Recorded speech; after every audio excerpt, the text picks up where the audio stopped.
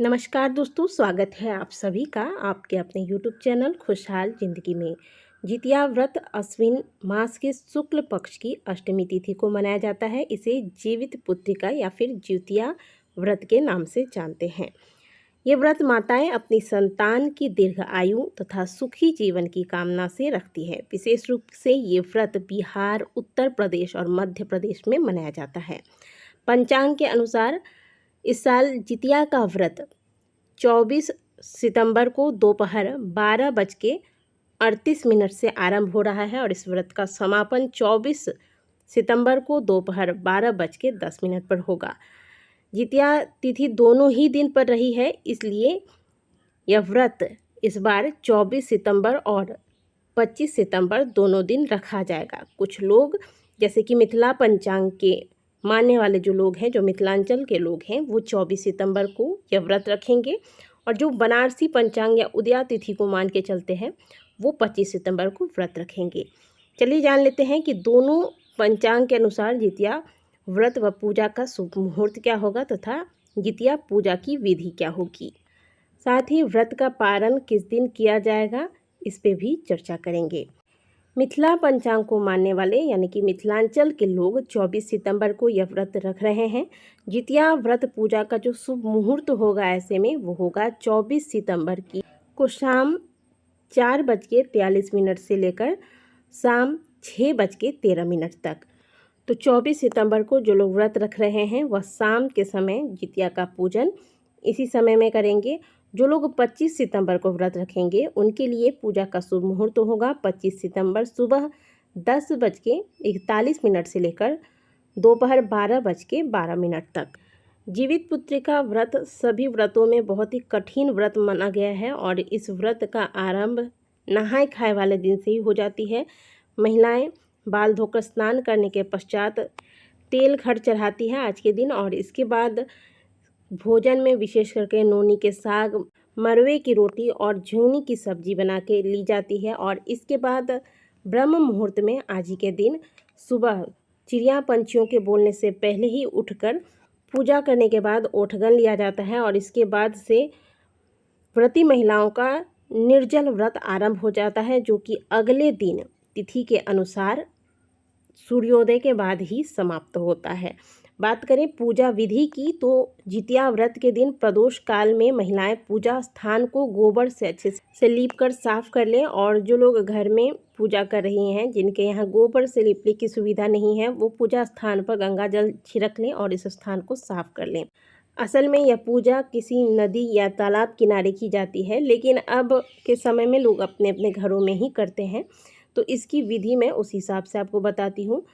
तालाब के पास पाकर की डाल खड़ी कर दी जाती है पूजा के दौरान। तो आपको अगर पाकर की डाल मिल जाए तो आप एक पाकर की डाल लाकर पूजा स्थान पर रखिएगा। इसके बाद जीमूत वाहन की मूर्ति स्थापित की जाती है। तो जब तालाब में पूजन करते थे पहले के लोग तो जीमूत वाहन की मूर्ति तालाब में ही स्थापित की जाती थी।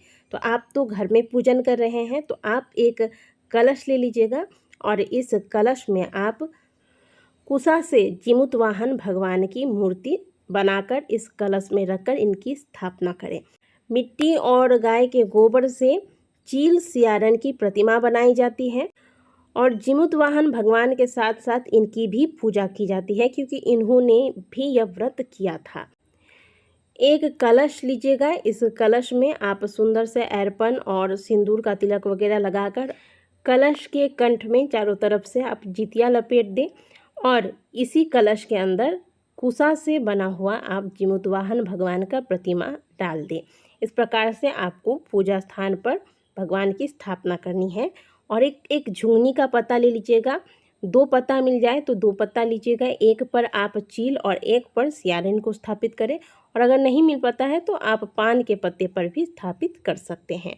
सबसे पहले भगवान गणेश की पूजा की जाती है किसी भी पूजा से पहले, तो आप पहले एक घी का दीपक पूजा स्थान पर लगाएं, फिर भगवान गणेश का ध्यान करके एक पान के पत्ते पर सुपारी में कलावा लपेटकर भगवान गणेश मानकर इनको स्थापित करें। इनको शुद्ध जल से स्नान कराएं।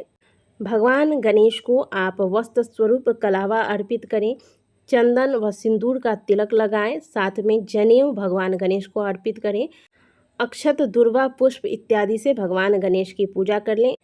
इसके बाद जीमूतवाहन भगवान को भी तिलक लगाएं, पुष्प अर्पित करें। जो गाय के गोबर व मिट्टी से आपने चील सियारिन बनाए हैं, इन्हें फिर आप सिंदूर का तिलक करें। आपने जो पाकर का डाल लाकर रखा है, इसमें भी सिंदूर का तिलक लगाएं, पुष्प अर्पित करें।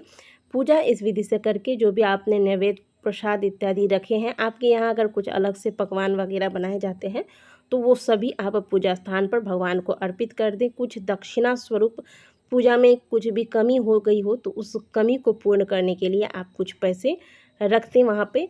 इसके बाद जितिया व्रत की कथा को श्रवण करें। बात करेंगे व्रत के पारण की, तो इस बार जितिया व्रत का जो पारण है, क्योंकि कुछ महिलाएं 24 को व्रत रख रही हैं, तो 24 को जो महिलाएं व्रत रख रही हैं उनके लिए जितिया व्रत के जो पारण का शुभ मुहूर्त होगा वो होगा 25 सितंबर को शाम 5:05 पर। और बात करें जो लोग व्रत 25 सितंबर को रखेंगे वो 26 सितंबर को सूर्योदय के बाद कभी भी व्रत का पारण कर सकते हैं। तो जितिया व्रत के पारण से पहले यदि आप सामर्थ्यवान हैं तो ब्राह्मणों को भोजन अवश्य कराएं। और अगर आप ब्राह्मणों को भोजन नहीं करा पा रहे हैं तो ब्राह्मणों के निमित्त थोड़ा सा आप सीधा निकाल कर अवश्य रखें, इसे जल से निहुच कर फिर आप व्रत का पारण करें। जितिया व्रत का पारण हमेशा अपने घर के, केवल जितिया ही नहीं, किसी भी व्रत को जब आप धारण करते हैं तो व्रत का पारण हमेशा अपने घर के भोजन से ही करना चाहिए। एक और बात मैं आपको बताना भूल गई, जो मैं आपको पूजा की विधि बता रही थी, तो पूजा जो आप कर रहे होते हैं, कलश पर जो आपने जितिया बांधा है, पूजा के बाद इस जितिया को उतार कर जो व्रती महिला है इसे धारण कर लेती हैं। आप इसे कुछ दिन धारण करने के बाद निकाल कर इसे जल विसर्जन भी कर सकते हैं। सबसे अच्छा होता है कि सोने की जितिया अगर बनाकर धारण कर ली जाए तो इसे आपको बार बार धारण करने की प्रत्येक साल आवश्यकता नहीं पड़ती। आशा करते हैं कि दी गई जानकारी आपको अच्छी लगी हो। वीडियो अगर आपको अच्छी लगी है तो वीडियो को लाइक ज़रूर कीजिएगा। कमेंट बॉक्स में हर हर महादेव अवश्य लिखिएगा।